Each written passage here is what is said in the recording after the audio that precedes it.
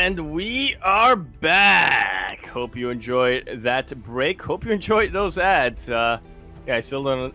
I no longer understand the Rio ad. I'm just gonna say that. That is. Yeah, I'm gonna have to think about the rationale behind that. But we are now gonna be diving into our second series of the evening between two teams that are incredibly high profile. Both of them kind of the favorites to make it into the playoffs. I think Onsyde Gaming is probably the team that everybody's looking at to take it all the way, maybe even go to the finals. But Shopify Rebellion is a team that nobody is underestimating at all either. Yeah, exactly. So we'll see how this goes. Two heavy hitters, Shopify Rebellion, they made it to the playoffs in last season's WTL. Onsyde Gaming, a bit of a quote-unquote newer team here to this. And, sorry, I'm thinking of Basilisk, to be honest. But Onsyde Gaming, they were the new team last season, actually. Yeah, Onsyde Gaming, fairly new. Yeah, and they both made it to those playoffs. And these two titans are going to be colliding here. We got Maru, we got Lambo, we got ByuN, we got Solar, we have Ryung, we have Scarlett, we have them all, and we're kicking things off with Maru versus Scarlett.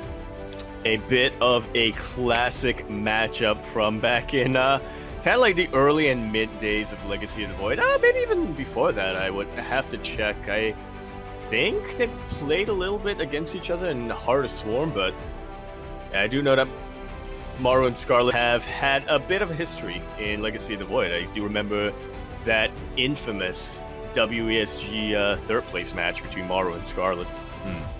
Oh yeah, that was... Scarlett ended up winning, actually. Yeah, that was so hype when Scarlett did win that match. So yeah, quite some time ago, but well within her realm of skill to be able to pull off. But now is a bit of a different era, and Maru, despite the fact that they have given him an A rank, he is an S tier player. He is arguably the best Terran player in the world right now. He is on fire. He's been looking so damn good, and he's coming in as the clear favorite. Without a doubt. Honestly, I'm a little confused as to why they gave him more defense than offense, if I'm being honest, or even strategy coming in over here. But yeah, overall, Maru is a fantastic player and a very well-rounded player at that. Yeah, he really is, and it's going to be a tough ask here. Even though both Shopify and Onsyde are, even though Shopify is a really powerful team, I do think that Onsyde is coming in as a bit of a favorite. It's going to be difficult to overcome players like Maru, players like Solar, but that is why these prepared formats are so much fun. Scarlett, Lambo, and ByuN, they've had some time to prepare and get ready for these best of twos, and they're going to be coming in hot and heavy.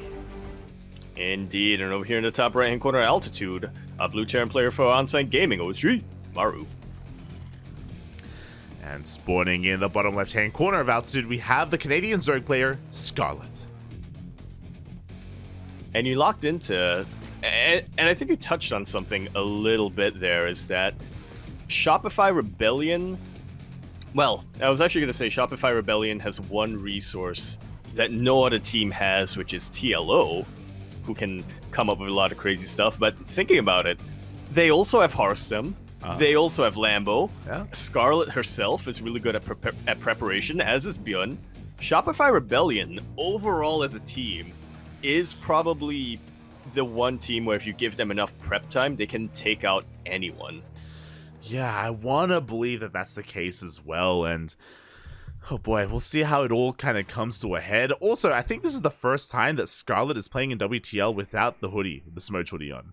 Yeah, without the Smoke hoodie and without the cover of darkness. Yeah, exactly. Well, she had her lamp on a couple of times, but she had her hoodie on as well. She did. Those times. And I wonder if did a laser take her hoodie? Is that what happened? Is that? Oh. He stole her power. He's no longer the apprentice. He's become the Sith Lord. But yeah, it's really cool. Just because I noticed that I think this is the first time as well that we're seeing Scarlett, at least in WTL, with her Shopify jersey on. Yeah. I remember watching that one match and I was like pretty sure she was wearing the Team Newbie jersey, which is a team that hasn't existed in years. So yeah, that was a fun little throwback. Couple of memories over there, but yeah, Brand new wardrobe coming in. Let's go, Bobby. Let's go. And we'll see how this all unfolds. Game number 1 is going to be on altitude. Quite a large map here in the map pool. And this is going to be giving Scarlett a lot of breathing room as well. It does mean that a lot of the momentum play that Maru likes to go for is maybe going to be a little bit hindered. But we'll see, just because Maru can be sometimes unpredictable. He's the kind of player who's willing to whip out mech if he needs to. He's willing to whip out, whip out bio as well. And let's not forget, WTL did give him, or SC Boy, sorry, did give him that 10 in defense for a reason. He was, without a doubt, especially throughout 2022, pretty much the only Terran player who could consistently go to the late game against really high-level Zerg players that and do it really, really well. Don't remind me. Now when I think of Maru... Good old Data C. Yeah, I think of Data C, mate. I'm so... Oh, my God. Oh, man, I remember staying up way longer than I should have at DreamHack Valencia watching that finals against Dark, just because that Data C game was 50 minutes long or something. Yeah, and like it happened in GSL as well. Like Maru and Data C, that is a combination that I never want to see again. Oh my God, thankfully we're long past that map pool and hopefully onto greener pastures, but and also thankfully the meta has shifted a little bit, and that kind of hyper turtle style of ZVT has kind of shifted over to Gressvan. We've been seeing a lot on Gressvan and a little bit of Dragon Scales as well. I would like to believe we don't see it here, and there we go, Maru. We were talking about it. We have multiple factories. Yep.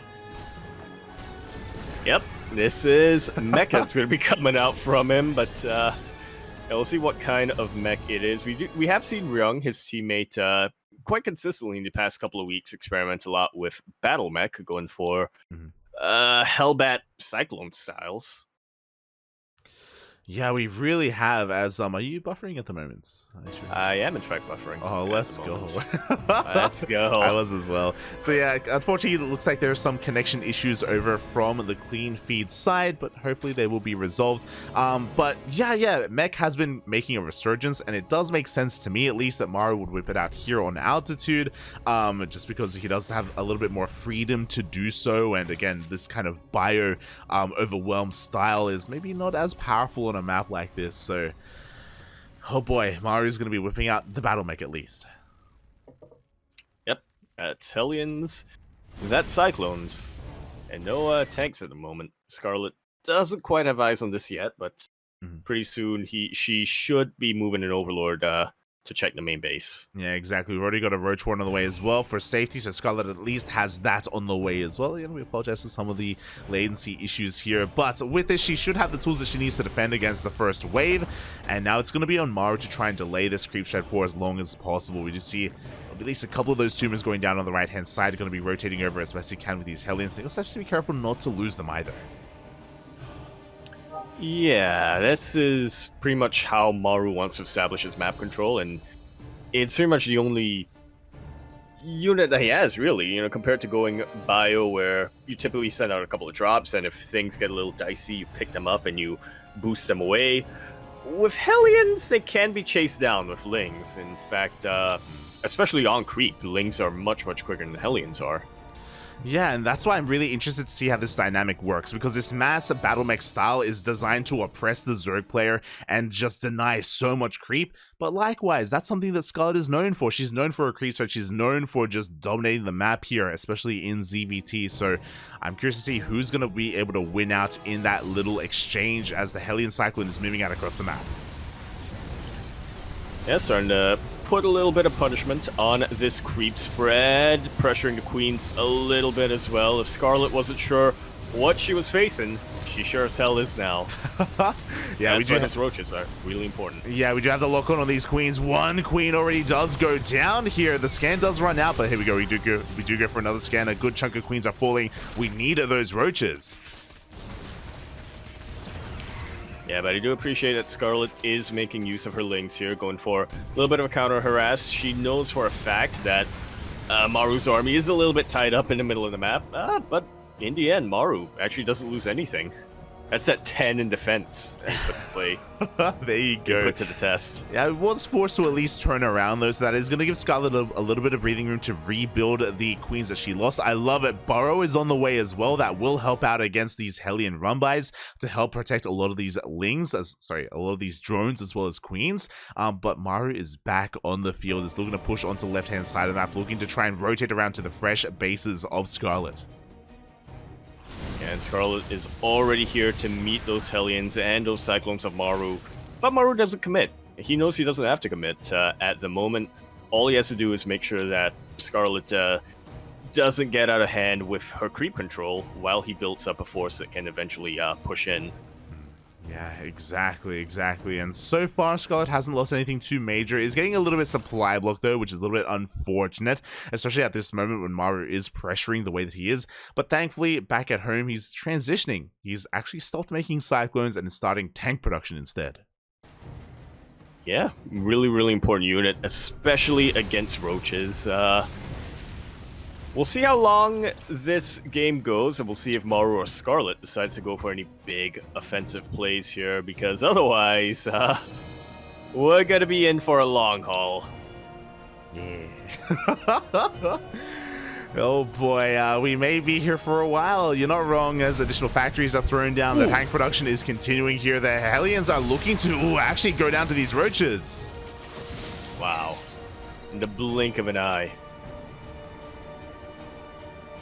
And with that, yeah, Scarlett secures a little bit of map control over here. Yeah, as unfortunately this is Oh. I'm lowering my resolution. Yeah, it's slowly good. but surely, yeah. It's 360p is working out for me right now. Let's go. You know, I may have to lower my resolution as well, unfortunately. We did just hear from the WTL admins that they are restarting their on their end of things. Trying to make sure everything is okay. So hopefully the stuttering does resolve here. Everything was okay so far until this one match between Maru and Scarlett. So hopefully it does clean up. I mean, there were a couple of issues beforehand, but yeah, it was mostly manageable. But yeah, it is coming up to peak time over there in China. So huge roach movement coming in here from Scarlett, but this ramp is gonna be next to impossible to break. She takes out a couple of tanks, but will be deflected in the end. Yeah, exactly. It is forced back for the time being. I did just get an update as well, and I think they're gonna restart the clean feed after this game. So we're gonna the game that's mech versus the game that's gonna last forever. Yeah, exactly. Let's go, Buffy. As Scarlett is looking to trade as best she can. Just pick up a couple more of these Cyclones here on the right-hand side as well. The tanks were not quite in position, so not a bad trade overall here by Scarlett as she continues to shock around. Again, she was able to at least gain map control, and the battle mech, the Hellion Cyclone from earlier, for the most part, has been forced back. Yeah, now I'm getting some deja vu, like, to last year's. I'm getting some deja vu to Data C right now, as Maru has secured 4 bases and is going to be looking to get a 5th base. 5th CC is about to finish up real soon, and that really is what will give the Terran player enough of an economy to sustain a mech army like this. Meanwhile, Scarlett wants to pull a bit of a fast one here on Maru with a cheeky Nidus. She really does. Nidus is on the way. Scarlett has maxed out at this point. We've got +2 on the way. The Hive as well. She is looking a little bit further into the game, but is looking to make some moves happen here and now. Before that, of course, Hellions are going for a bit of a run by. No Spine Crawlers at the 3rd base, or at the 4th even. And these Hellions are more than willing to suicide themselves if it means the entire mineral line goes down, which is exactly what happened over there. Yeah, exactly. 13 drones that did go down. At the same time, Scarlett is trying to apply some pressure here at the 4th base of Maru, but the tanks are in position and she's losing a lot of Roach Ravager. And not the most efficient trade here from Scarlett, which normally would be fine, but she did just lose a mineral line of drones, so yeah, I get that she's feeling pressure to do some damage across the map. She doesn't. The win condition typically for the Zerg player in a scenario like this is to never allow the Terran player to get that 5th base up and running. So Yep. I was gonna say I love but this. I'm So not sure Scarlett, this is how to do it. she just threw away such a massive amount of Roach Ravager, and I was really concerned. And then I saw 18 Swarm Hosts on the production tab. So that's why we have Nidus coming out, and I love this because this is how you deal with a more stationary mech style. And we have started tank production, so we don't really have too much to really punish and chase down these Cyclones, or at least that is what Scarlett is hoping for as Nidus does finish, and the Locust Wave is on the way. Just like so, they pounce on top of one of these tanks, and there is a bit of friendly fire coming in over here, but the Cyclones were able to deal with a lot of the Locusts in the skies. At any rate, Locusts are free units, so any mech unit that goes down here for Maru is still going to be a net positive for Scarlett. Oh, it really should be. And at the same time, we have some borrowed roaches coming from the left-hand side as well. They do get behind the mineral line. The tanks are not in range. SCVs are falling. And meanwhile, we do have another Locust Wave coming out from Scarlett. Well, not the biggest one right now, but one that she kind of had to utilize here, as Maru was looking to push into that. Another massive wave of Locusts, though, will be landing on top of the missile turret, so that's going to make detection a lot more difficult here. A couple of burrowed roaches could try to get something done. The planetary actually goes down, which is a huge pick-off here for Scarlett.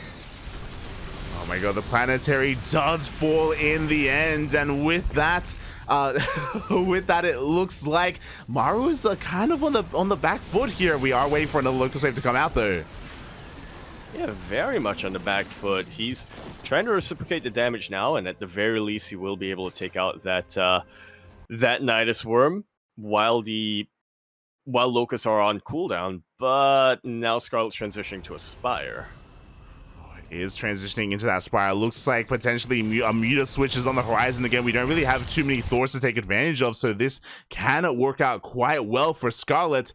Oh, but of course, before that happens, she has to deal with this army that's looking to try to push through the right-hand side. Great anti-armor missiles get thrown down here from Maru. This is kind of the downside of going for a roach style like this against more of a mobile army. You were saying how Locusts are fantastic against stationary mech, but against battle mech that can kite back, yeah, those Locusts are gonna run out. The timer on the Locusts are gonna run out before they can really get too much big damage. Definitely. Yaku, can you hop over to the Korean server? Can you log into StarCraft? Yeah. Okay. I didn't have it open. Yeah. Oh boy, as we do see Maru pushing on through here on the right hand side, trying to lay siege upon this third base. The stream is struggling a little bit though, and so is Scarlett here. She's waiting for another Locust Wave to come out. Yeah, and it will pop out, and it will take out the vast majority of these siege up tanks. Maru's pushed back for now, but we'll see if that keeps going. Come on, ByuN. Oh, yeah, we shall see, as at the same time the ghosts are pushing on forward as well. They're getting a couple of snipes off here on the army. The tanks just supporting too damn well, and these Locust Waves just haven't been working as well here for Scarlett, at least defensively. Yeah, they were doing a really good job of putting pressure on Maru and even taking out that planetary fortress, but this is the issue of using them to defend. When you're defending, you need to be defending 100% of the time, but when the Locusts run out, you have a solid couple of seconds where you're pretty much defenseless. Oh god, exactly. You don't want to be defenseless when you're defending. You really don't, as the base is going to be going down, and oh boy, it looks like finally Maru is forced back, but did end up killing that hatchery in the end. And Scarlett, her economy is not looking too good right now. She's down to 68 workers. Yeah, whatever gains she made taking out that planetary fortress from Maru has pretty much completely been lost. She's still maxed out, but so is Maru, and I do think Maru has quite a better army at the moment. He really does, as we do see the army pushing on forward. The Roach Ravager trying to hold on as best we can again, but we're so reliant on these Locust Waves because of how the Swarm Hosts do work overall, and it looks like with that we're going to be able to hold on at least a little bit longer. We're going even for a Roach counterattack. Yeah, may as well. There are a couple of bases here that don't actually have detection, so Scarlett can try to dip in, get a couple of SCVs, burrow again, and then rinse and repeat. But Maru barely is losing any SCVs while forging ahead here in the middle of the map. He's getting right on top of the bases of Scarlett. Yeah, exactly. Are you in the land of Asia? Are you? I am not. StarCraft is just loading up right now.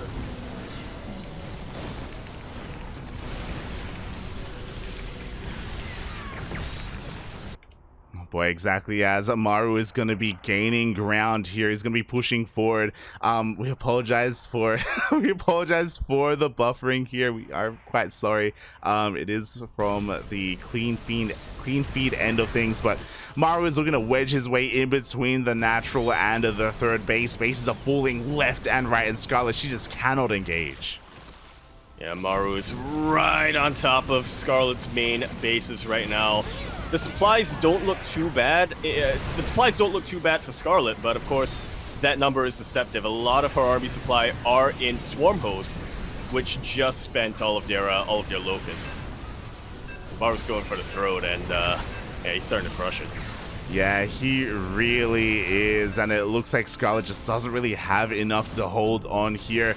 We do have a bit of a roach counterattack, but a bit of a desperation move, to be honest, and it looks like Maru is going to be able to take control here of that base, and I don't know how Scarlett's going to be able to recover from this point. She could take a crowbar to Maru's modem. She can. It's a very long reach, but you know.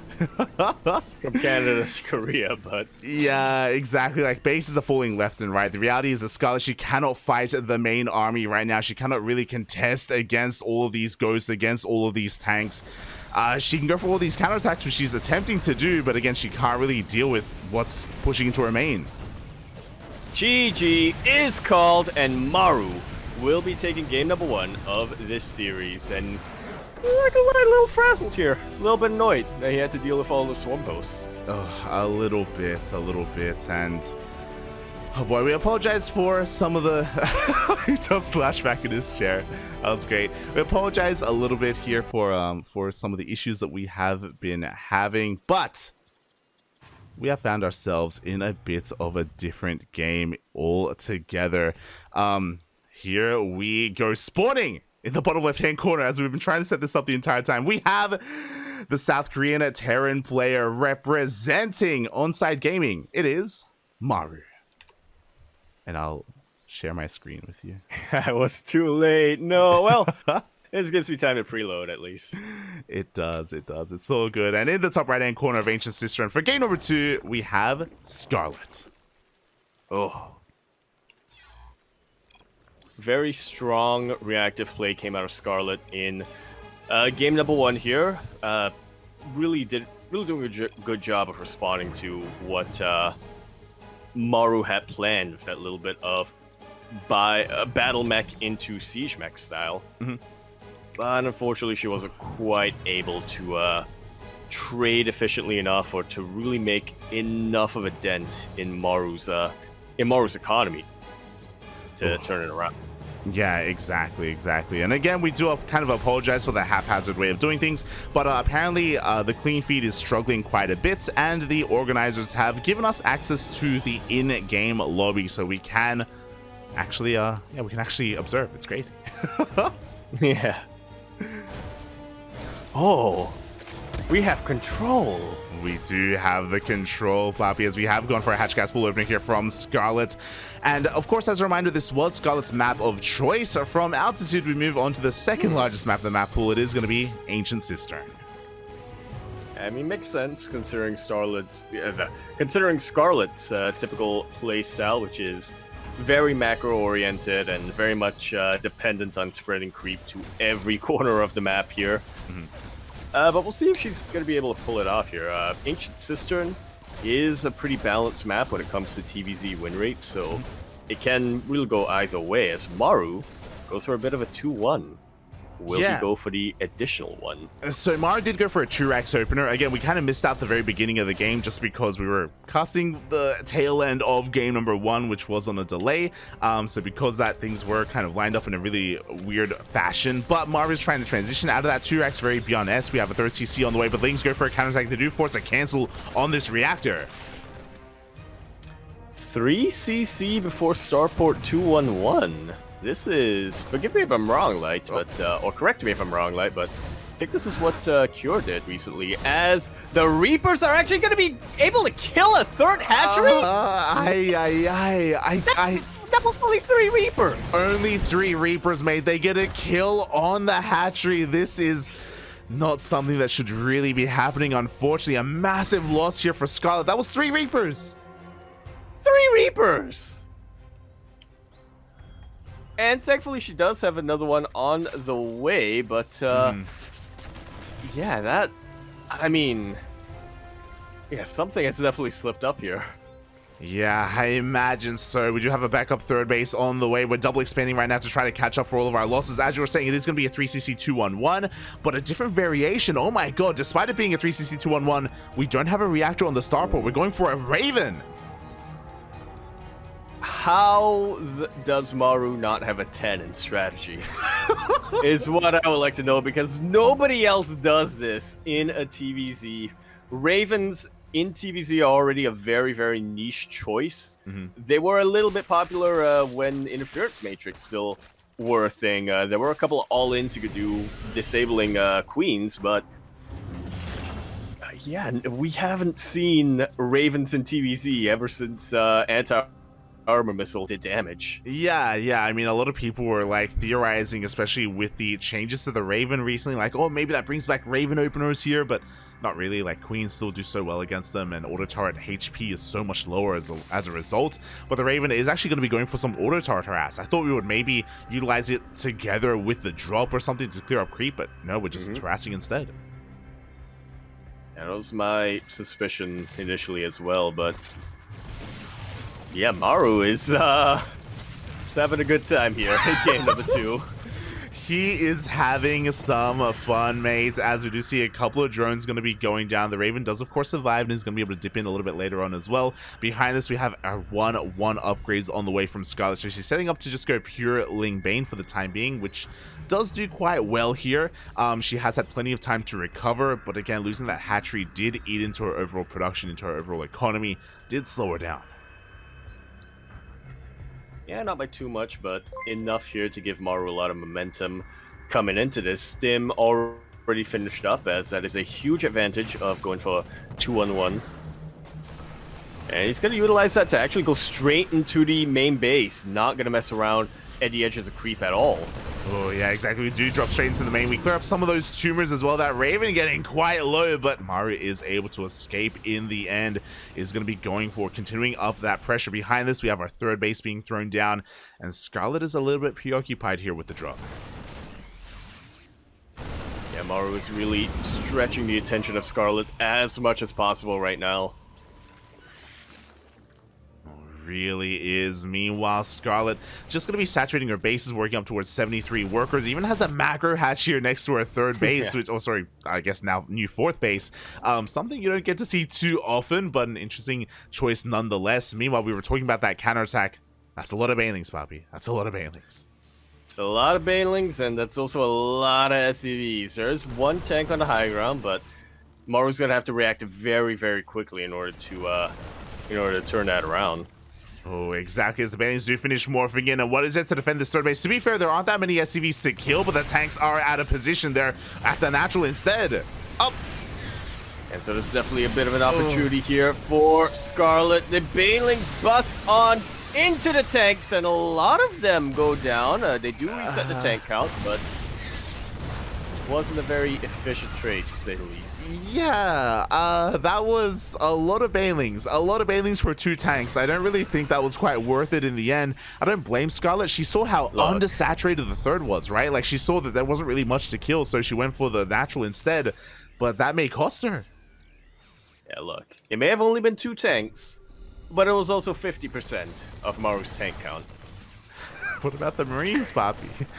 Well, that's a different story. Oh boy, here we go. Maru going for a massive counter attack. As you were saying, no tanks, but the anti-armor missile does connect with the Ling Bane. And with that, it's going to be so much easier to target them down. One tank will arrive, but only one, so not as much pushing power as Maru otherwise would have had. And Scarlett is setting up a counter attack, could even set up a bit of a surround later on. Yeah, that's what she's hoping for anyway. This is really a big downside of making that macro hatch outside of your main base. It is that much more vulnerable, and we'll be going down basically for free. Yeah, the macro hatch goes down. Now the fourth base is under threat. We do see a second tank joining the fray here to reinforce, and here we go. Scarlett's coming in from behind as well. Maru getting assaulted from all angles. A lot of banelings go down, and Maru is being chased back. He is losing ground, but he will pick up his Marines, the vast majority of his Marines, and make it out of there. Scarlett, I appreciate how much she's focused on her economy. She was expanding behind all of this and droning up hard, but I'm looking at the army supply difference that Maru has, and I would be very impressed if Scarlett can survive. Yeah, exactly. Maru may not have too many workers, but he has so much supply in that army. We're going to be pushing him forward. The fifth base is going to be going down. Behind this, Scarlett is trying to muster up an army, but she really just needs more time. Yeah, time which Maru is not willing to give her at all. 14 workers go down. The Baileys, they're still morphing in, Bobby. They're still morphing in, and they're within range of the tank. Uh-oh. Ooh, that is every Terran player's best dream, but I imagine every Zerg player's worst nightmare. Oh, exactly. But you know what? We're going for a Link counterattack at the same time. And again, Maru's economy isn't looking too hot right now, but what about the main push? Can Scarlett somehow slow this down? Lings do threaten to push on forward here. The Marines do get peeled off here towards that third base. Yeah, I'm a little worried here for Scarlett. I mean, not like I wasn't before, but yeah, it's a situation where it's like, yes, I'm forcing Maru all in. And Maru says, yep, I'm all in. Can you defend against me? I've been all in this entire time. What are you talking about? One tank goes down, but so did the third hatchery. The fourth was rebuilt, but the drone count isn't just looking too good right now. We do see a Baneling run by, and 11 SCVs go down, but Maru is still focusing on the main push. He knows what his win condition is, and Scarlett doesn't really have the resources to stop it right now. Maru's pushing on through. Banelings do get a pretty big connection on a lot of Marines, but I mean, just look at that army supply difference. Despite the fact that there are a lot of medevacs, there are also plenty of Marines and whatnot. GG is called. Maru takes a 2-0. It takes a 2-0 lead here for Onsyde Gaming. GG, well played.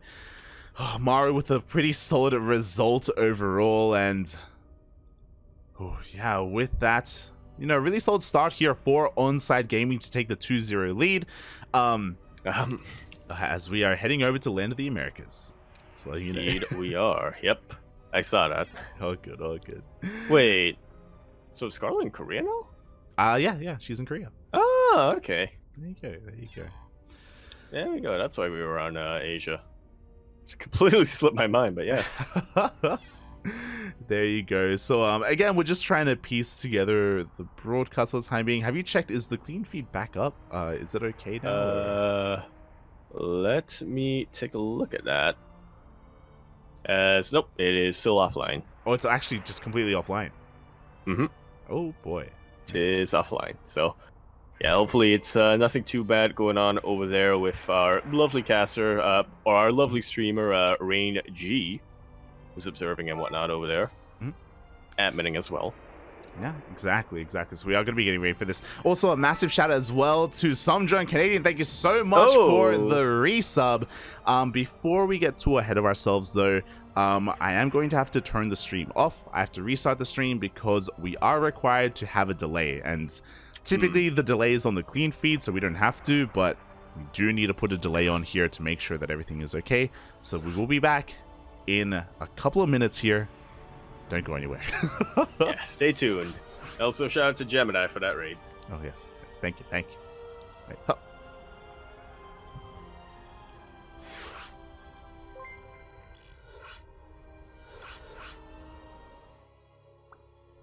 And And we are back now. Thank you everyone for bearing with us as we get this as we readjust our stream to get that delay. We are going to be jumping into our next round here. Our next match is going to be a bit of a ZVZ, and let me tell you something.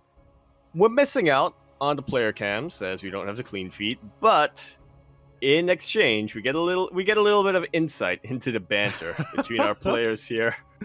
As Solar has some choice words about Lambo's portrait. You're not wrong, Pap. You're not wrong. As here we go. We are diving into our next game. Again, apologize for not having the production capabilities that we usually have for the WTL, but there are some latency issues and we are making do with what we have. And spawning in the bottom right-hand corner of Gressfarm, we have the German Zerg player representing Shopify Rebellion. It is Lambo. Trumpets are back. Oh, I miss him so much. And I can do the long. I can do the let's go! over here. And the top left-hand corner of the map, spawning all the way in. The top left-hand corner of Gressvan, we have our blue Zerg player coming out from the land of Korea, representing Onsyde Gaming OSG.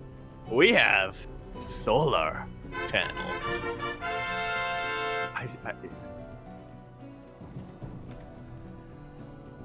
Oh boy, here so we don't have to have rushed intros. We have the fanfares as well, but we have we don't have those player cams, unfortunately. If the clean feed does come back up, then we will of course switch on over. It's all good. But for now, we will be handling the production ourselves, and oh boy, it feels good to be back. Oh yeah, we're actually in game now. Oh. We have the power. We can look at whatever we want. It's crazy. Yeah. Oh. Well, we could. If we were more in game. Yeah, just a little bit of latency coming down here. So we're gonna wait for that MS to go down. Mm-hmm. Yeah, there we go. Just making sure everything is okay for the players, of course. If there are any issues, and we are more than willing to bring this to a pause and make sure that everything gets resolved in the end. Meanwhile, there we go. Thankfully, we do have a ref in game. Game resumed. Indeed, we do. Shout out to old mate Rain G. Unless it's Ring. Ring? I think it's Rangy. I think it's Rangy. Rangy. Yeah. There we go. What does G stand for? Oh, God. Rain is a god. We're not going to get into that. As we do have a hatch gas pool opener here from our two lovely players. Everything is looking quite normal. Everything is looking standard for the time being. Ooh, which is kind of what we want to be seeing here. And I wonder if Lambo has anything special prepared. You were talking about it. He has kind of been known for preparing for matches specifically in these kind of longer format leagues. Yeah, definitely a player to do his homework, and somebody who I definitely have my eyes on coming into this particular round of WTL. Now, this isn't really the matchup that I was expecting, but if we will recall, in the most recent Kung Fu Cup, the one that Solar ended up winning, Lambo did take out Maru 2-0. So. Yeah. I was kind of hoping for that rematch, but I definitely think that Lambo is in form to go up against anyone. His ZVT is definitely in form, but we'll see. I'm sure his ZVZ is something he's been practicing, as, like you said, he has that time to do his homework on Solar, to try to refine, and to try to figure out a plan here. 100%. Lambo has been looking pretty good in the most recent days of StarCraft. Can he translate that to his ZVZ, though? That's the question, because earlier this morning in KSL, Solar did 3-0 Dark in the finals of Korean StarCraft League. Oof. Which was it was crazy. It was actually, I was so shocked when I saw it, because we were casting it live, of course. And usually when Dark and Solar go toe-to-toe, like, it's a more back-and-forth series, but Solar, yeah, he just swept it. Yeah. He's chauffeuring him to the military. I guess so, mate. I guess so. He's tying him up and just throwing him at the military. Get out of here. Get out of here. Your time is done, old man. Keep that beard forever. Dark's like, I think I'm younger than you. What are you talking about? And Solar's like, I'm just jealous I can't grow facial hair. Oh, smooch. Look. What the hell? I love Solar now. that's my motivation for everything usually. You're like, he's just like me, Pop. He's just like me. I can't grow it For either. real. He's just like me, yeah. He's just like me. He's a godlike Zerg player. Playing in Code S and winning championships. Speaking of godlike Zerg players, just like me. Yeah, we have some pretty passive play from our two players. Hatchgas pull into our third bases, into our Baneling nest as well. No one is cutting any corners, and this time, unlike the series between Alazer and Cham, no one has opted to be aggressive. No one is flooding links across the map. Everyone is chilling. Everyone is droning. Yeah, which is definitely something I'm not used to here from Solar. Well, I say that. It's all relative in the end. Solar, like all Korean Zerg players, has been known to be pretty aggressive, but if we look at all the Korean Zerg players, I do feel like Solar is the one most inclined to macro up, and yeah, I guess it shouldn't be too much of a surprise here that, at least in the first round, both Solar and Lambo are looking to play a standard game to just sort of suss out how each other is playing. Yeah, basically both players have fully saturated on three bases. We have a fourth on the way already for Lambo. Solar has eyes on this and should, there we go, soon be throwing down his own fourth base. We did see, I believe, Lambo going for Overlord speed. So is Solar, but we can see why. He's actually going to be going for some Drop-a-Lord play. But so is Lambo! Oh, let's go. Spider-Man meme, let's go. Not JPEG, let's go. The Banelings are loaded up for both players. Overlord speed is already done here for Lambo, so he's going to be able to... No, okay, it looks like he has... Sorry, Solar has caught up as well. We do see a couple of Banelings already crashing into the third base. Oh, not a great start here for Lambo, and one that's... and one snowball here as Solar gets ready for a follow-up Baneling drop. Lambo's going to have to try to reciprocate the damage, but Solar already has eyes on this. So does Lambo on Solar's Drop-a-Lord, to be fair. Yeah, a lot of Drop-a-Lords are going to be moving out for all of our players here, headed towards all the mineral lines. We have another Drop-a-Lord here on the left-hand side as well. Of course, Lambo did already take a pretty massive blow to his economy, and Solar is queued up, but Lambo sees it coming this time. Yeah, a lot of queens here to try to snipe that Drop-a-Lord, and a couple of roaches as well to try to stop the Banelings. If the queens aren't able to snipe the Drop-a-Lord first. I like this a lot. It actually forces the army back quite a bit for both Lambo and Solar. Well, I say for both Lambo and Solar, but Solar is moving out with a couple of roaches. Oh, he is moving out with a couple of those roaches. I'm trying to keep an eye on all of this. I'm not gonna lie. There's a lot going on right now. The Drop-a-Lord's coming in. Yeah, I'm getting cross-eyed here, trying to keep up with the mini-map. A couple of Banelings are trying to find some connections. There's so much potential here! Ooh. And in the end, Solar will be losing quite a number of workers here. Doesn't lose as much as Lambo did earlier on, but he hasn't been making anywhere near as many as many drones to begin with. So, yeah, this is something that hurts Solar quite a bit. Yeah, exactly. Here we go. Do you have that roach counterattack in towards the main base? At the same time, the main armies are going to be colliding as well. And Solar, he does have a bit of an army lead here, but a lot of his roaches are in that main of Lambo. Yeah, it looks like he was trying to force a little bit of a split army coming up here from Lambo. He was trying to force Lambo to divert his attention, but it didn't quite work out. Lambo had plenty of attention to spare. Yeah, Lambo, he sent his queens to deal with the drop. Meanwhile, the drop in the main base of Solar still has not been cleaned up either. The armies do bounce off each other after all said and done.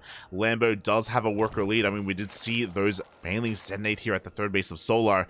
And Solar doesn't even have the better army either, as he's trying to get into +1 carapace as well. But Lambo is pushing in.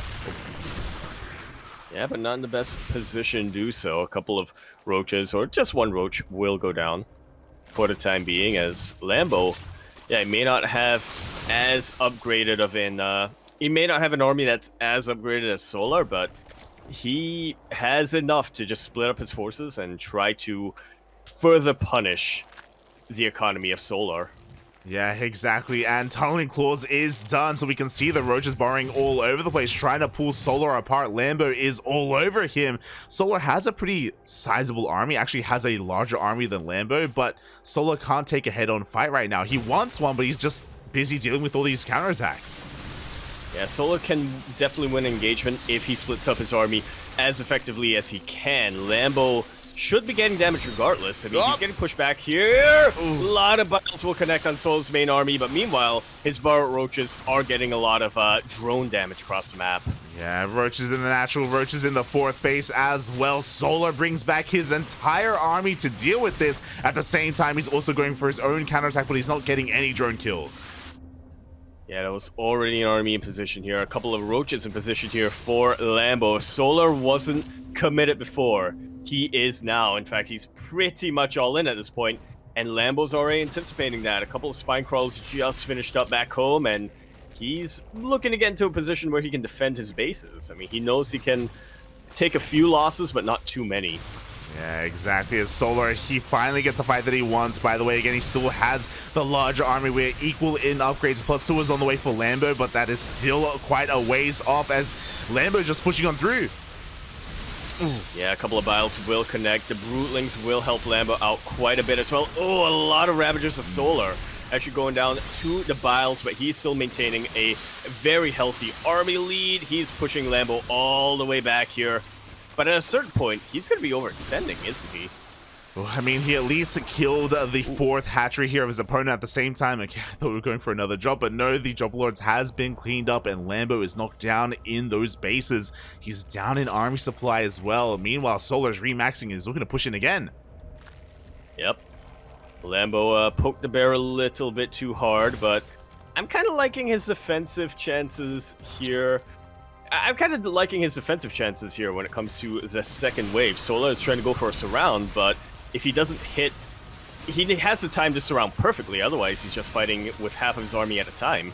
Yeah, but here we go. He's fighting with 2 halves of his army against the 2 halves of Lambo, and he's trying his hardest to try and trade out. He's actually going to be catching a couple of these stray workers as well. Biles will be connecting on Lambo. Yeah, and that army supply lead is a bit too much for Lambo to deal with. Lambo was able to nail a couple of Biles, and that made up for things a little bit, but Solar, he was just a little bit too angry. This has been kind of the story of Onsyde Gaming so far. You know, Shopify Rebellion gets a very strong economic lead, and then the Onsyde Gaming player says, nope, that's how you want to play it, then I'm just going to go all in. GG. GG, well played. Yeah, as you were saying, Solar basically had a lower drone count, but had a super maxed army. And for a long time, Solar couldn't use it. He just couldn't make use of his higher army supply. He was really struggling to deal with all the counterattacks, all the borrowed roach run-bys. But once he did clean them up, once he was able to settle things down on his side of the map, he could finally focus on that main push. And that's where Lambo was lacking a little bit, especially because he did throw away a lot of roaches in those counterattacks. Yeah, which is a little bit unfortunate. He wasn't getting a lot of damage done with his Burrow Roaches. He was cleaning out a ton of drones, but like you said, maybe he overstayed his welcome a little bit, and those Roaches that could have been at home to defend against the counter push just were in heaven. Or actually, I don't know if Roaches go to heaven. Oh god, yeah, exactly. They were underground. They were underground, but they weren't burrowed. Let me put it that way. Feels bad, man. Feels bad. But yeah, regardless, really solid game there out of Solar. Things were getting really chaotic for a while, but once things settled down, Solar was able to play out his game, really flex his control, flex his main army control, I should say, and Lambo is going to be on a bit of a back foot, and this is dangerous because, to kind of put this into perspective, I know we don't have it showing right now, Onsyde Gaming, Maru already 2-0'd. If Solar 2-0's here, then that's going to be it. That's Onsyde taking the series. Yeah. Solar only needs un momento, por favor. Lambo needs to take this win, and then ByuN needs to take the 2-0 in order for Shopify Rebellion to go to the ace match, and in a best of one ace match, I 100% think Shopify Rebellion can pull off the upset against Solar and even Maru.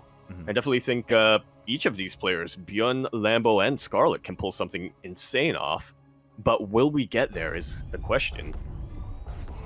Onsyde Gaming only needs to win one more map, and we'll see if that happens here on Royal Blood, where we're here in the top right-hand quarter of the map, spawning all the way in the top right-hand quarter. We have our blue Zerg player coming down from the land of Germany. He is, of course, going to be representing Shopify Rebellion with only one shot to keep his team alive in this match. He is Lambo.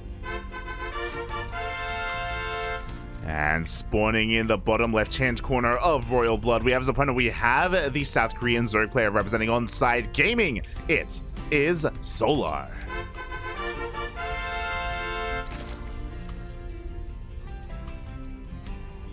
Overall, some very impressive moves that we saw from Lambo in game number one, but at a certain point, Solar just very decisively decided, I'm not gonna macro anymore. I'm coming for you, man. I am angry. You will pay for forcing me to make all of these overseers when I didn't want to make them. Yeah, it's one of those things where it's like, Lambo, oh, he's killing a lot of drones, and then Solar's like, well, I don't need them. I'm just not gonna remake them. That's fine. Just make a super maxed army and just go for one big push. Yeah, it's like Lambo's killing a lot of Solar's drones, but Solar's killing Lambo, so yeah, it can be a really risky thing to do here in ZVZ when you do kind of trade out in that way. Again, of course, a lot of this does have to come down to how decisive Solar was as well. If he had waited a little bit longer, then Lambo would have remaxed, right? I mean, he had a better economy. He had the 4 bases up and running and soon to be a 5th base on the way. Like, and he even had +2 on the way as well, +2 armor, +2 carapace. So if given time, Lambo would have been in a better position, but I think Solar was aware of that. Well aware of that. That's why he knew he had to end the game then and there. I'm liking this advice coming out from Colossal Gull. It's about more roaches, you know? Yeah. True. It's about more roaches. Yeah. What else you gonna spend your money on? I mean, we saw Cham try to make Hydras last time and that didn't work out. Yeah. Exactly, just build more roaches. Yeah. That's how the laser beat him. You're not wrong, Papi. You're not wrong. As for the time being, hatch gas pool openers all around. No early tech, no early spawning pool, no early gases. So nothing too crazy here. Both players should be looking to take their 3rd bases, and that's exactly what they do. Yeah, once again, more macro coming out here, but for how long is going to be the question here. Both of our players have a bit of a reputation of being more standard Zerg players, but like we saw in game number one, at a certain point, at a certain point, you have to go across the map. Oh boy, exactly. And for the time being, we are just going to be backing off from each other. Oh, Lambo has had enough, though. We have a wave of 20 Lings on the way. The Baneling Nest is quite heavily delayed, though, here from Lambo, so going for a mass Ling Flood. Solar, his own Baneling Nest, seconds away from finishing. Yeah, but you know what? It still takes a couple of seconds to build these Banelings. Lambo has a very slim window of opportunity where he can get something done here. He even sniped some morphing in Banelings. Solar, very ballsy with that morphin, but didn't quite work out. He does have a secondary Baneling coming out here, though, and that's going to be enough for the time being to chase Lambo back. We can see the power of one Baneling is enough to force Lambo back, but he's actually looking for another way in. He's going to rotate over towards the right-hand side, but the Baneling is here to meet him. Up! Ooh, doesn't quite get sniped in the end. Behind this, Lambo is still making another wave of Lings. Yeah, well, he kind of has to right now. Solar is going for a heavy counterattack. Ooh, and Solar's looking to catch out these queens as well. At the same time, Lambo's going for his own counterattack. He's going to be able to get a queen of Solar, but Solar's getting into the natural. He's getting into natural. He dips out just before those Banelings hatch. Solar's 3rd base will end up going down here, but he's looking to reciprocate the damage across the map. Won't be able to find it, though, thanks to these Banelings. Ooh, but another Baneling goes down. There are only 3 Banelings left. There we go. Lambo, he recognizes that his army's looking a little bit naked, so he's going to be morphing in a couple more Banelings back at home. At the same time, all Lambo has to do is defend right now. He is ahead in those hatcheries. Yeah, fantastic start here coming out from Lambo, but as you said, he needs to be able to maintain this lead. That was a massive Baneling connection for Lambo, though, and that might just give him enough momentum to keep this going forward. Yeah, exactly. That was a massive blunder from Solar. He still has some Ling Bane back at home, but he has lost a lot of momentum. Lambo has the production his way. He has that hatchery, and he's even droning up behind this. Yeah, Solar may have the drone count for now, but I don't think he's going to maintain that for quite some time. And Lambo is taking advantage of his base lead. He is now teching into roaches much quicker than Solar has. Solar might just decide to double down on the Ling Bane, which isn't a terrible idea. If he can get a full flood of Lings to surround roaches, then he can definitely turn this game on its head. But again, it's a pretty big if coming out here. Yeah, exactly. As a couple of Banelings going to be trading with Banelings here, Solar has to be very careful with his army movement. He is throwing down his own Roach Warren, but as you were saying, much later compared to his opponent, is going for a bit of a cheeky Ling counterattack and can he get a Queen? Wall was not a wall. The Queen was not thick enough here. As Lings do distract the army a little bit and do target down the Sir base. A couple of drones will go down. This Queen will go down as well. Up. Solar is getting a bit of damage here and there. Oh, all these Banelings. All of these Banelings doing a great job of zoning away the rest of Lambo's army. A little bit of miscontrol there. One high health Baneling did go down, and it looks like with the power of these roaches, this third base will not go down.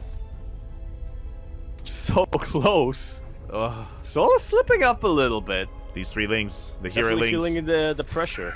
These Lings ahead towards the hatchery, mate. They want to find that kill at the same time. We're going for a massive counterattack as well. The roaches are coming out, though. We do have defensive Banelings. And we do have a little bit of a pseudo surround. The hatchery will finally go down here. Solar reciprocates that damage, but can he survive the onslaught of roaches and Banelings coming in here from Lambo? With good enough micro, he can, but we'll see.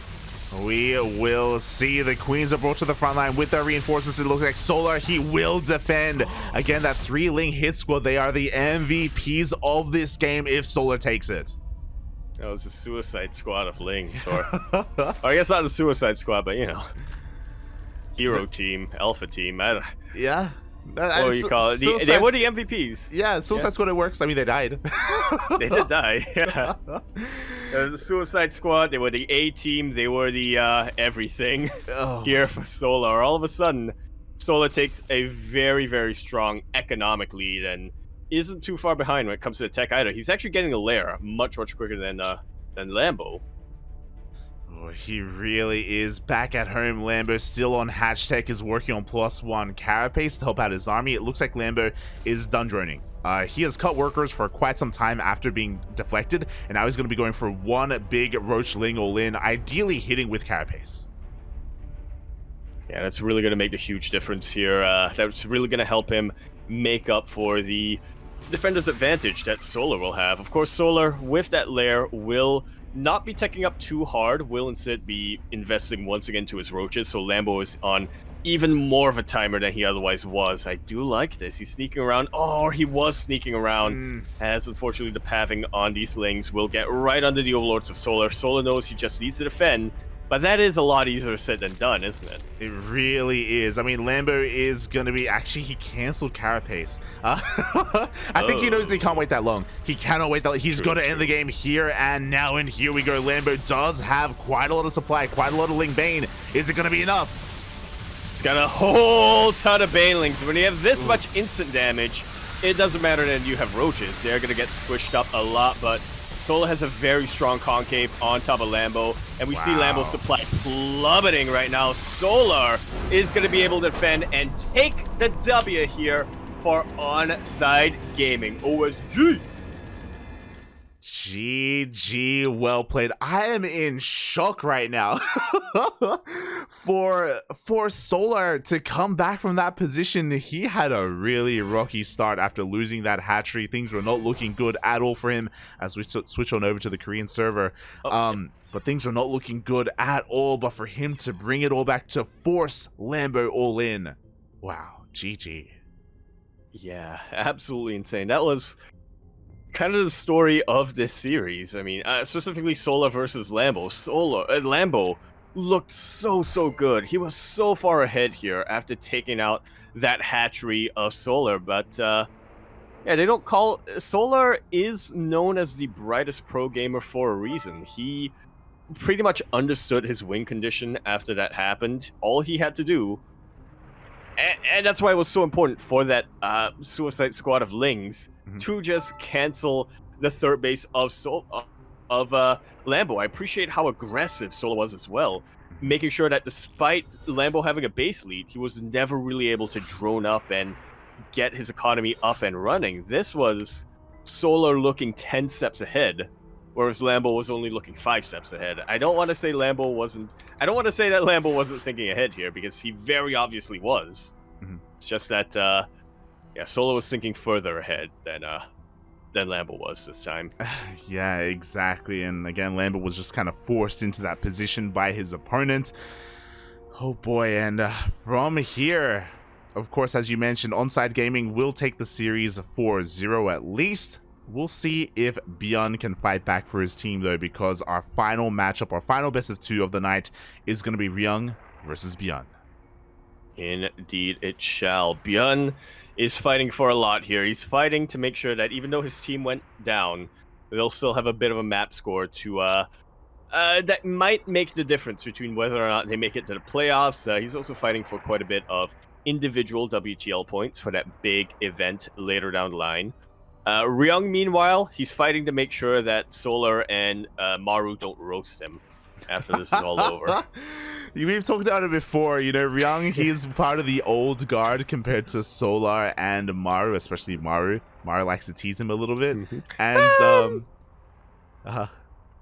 I mean, old guard, quote unquote. Ryung is a lot older than Maru, but they both entered StarCraft 2 at about the same time. I believe Ryung did compete a little bit in Brood War, whereas Maru did not, so that's probably the main difference. But true. Yeah, in StarCraft 2, they did start their careers at about the same time. They did. Solar as well. I have to double check with Solar. I'm not sure if he was a Kespa player. He was a Kespa player. He was on Samsung. There we go. So, okay. Yeah, because that they did come in a little bit later. But alas, we are getting ready for this, and Ryung doesn't want to be the only player on his team to drop a map. Oh, yeah. But of course, ByuN is one of the best Terrans in the world right now. He has been on fire recently. He has been looking in tip-top form, especially in TVZ and even TVP as well. So this is going to be a tough one, despite the fact that Ryung's speciality tends to be TVT. Yeah, I definitely do favor Ryung's chances to at least take a map here, coming out from ByuN, but as you said, ByuN has looked absolutely in form, if not for the fact that Cure and Maru were still in GSL. I would say ByuN would be the favorite to win it all, but yeah, he himself has been looking terrifying. He is such a fast player, and he is also a player that Ryung actually respects a lot, funnily enough, based on a lot of the interviews. You know, there was one interview in particular talking about the GSL changes that went on over at Crank's channel. I'm not sure if he put subtitles for it yet, but you can check it out over at Crank TV, where Crank and Solar were kind of underestimating ByuN, but Ryung said, no, I think ByuN can absolutely take the season of GSL. Yeah, exactly. And we'll see if he's able to show that to us here and now in the WTL. It looks like the players still need a little bit of time to get ready for themselves. But of course, this is going to be a pretty interesting TVT. Like, I do think that this is one of the matchups where Ryung can punch up quite heavily. And yeah, because it's such a positional battle here between these two players, I do think that ByuN is probably going to have to rely on something a little bit different. I wouldn't be surprised if we see some proxy Raxes, even in game 1. Oh, yeah. Without a doubt. I mean, we kind of saw a little bit of a preview on this in ByuN versus Cure, I think, in recent online events, where ByuN, his positional play is still fantastic, but it's not quite on the same level as somebody like Ryung or somebody like Cure. So his best bet is to try to overwhelm his Terran opponents in the early game and try to take a little bit of a strong lead economically, or if that fails, try to multi-prong as best as he can.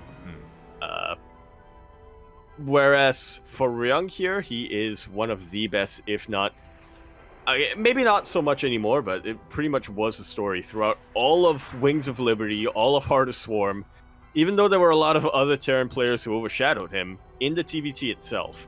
Because there's just something about Ryung where he understands tank placement better than just about anyone else in this scene. Oh yeah, better than almost anyone else, and we'll see if he can bring that for us here and now, as we are going to be diving into game number 1. The players are finally ready for us, and here we go. The final best of 2 of the night. Indeed, we're going to be jumping straight on into what would normally be a very long and very slow matchup, but it's ByuN and Ryung. I don't think they want to drag this on for too long. And speaking of which, we are now going to be jumping into Royal Blood, over here in the bottom left-hand corner of the map, spawning all the way in the bottom left-hand corner. We have a blue Terran player coming out from the land of Korea, the Tuna Terran himself, representing Onsyde Gaming, OSG. We have Ryung. And spawning in the top right-hand corner of Royal Blood, we have his opponents. We have the South Korean Terran player representing Shopify Rebellion. It is ByuN.